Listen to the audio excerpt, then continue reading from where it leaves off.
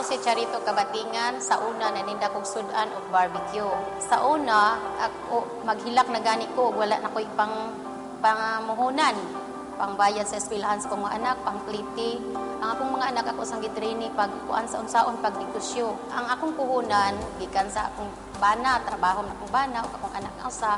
Katrabaho si ang ilang sweldo, gihatag sa kuha, gi-budget na ako sa pangbayad sa eskwelahan. Ang sobra mo'y akong ipang puhunan. The grand winner is contestant number 44, Charito Kabatingan. Kuman ko nakadaog sa winners. Dako kay ni katabang nako. Kay nakadugang sa kong puhunan, kapambayad ko sa eskwelahan, napalambo pa ang akong negosyo. Daghan ako og mga suki. Tungod kay daghan ako matinda nga ma-display na nila nga di na ko magsigingon nga wa na koy tinda, wa na koy kuan kay wa na koy ikapuhunan so karon dako kay ni katabang namo.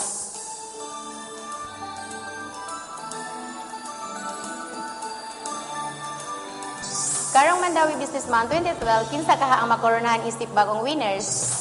20 ka mga inahan. Ako, nahatagan og duha ka mahimsog ng mga anak. May anak ko nga 5 ka buo. 20 ka mga negosyante. Waan ang amo ang kaming kapital sa bawon sa bahlina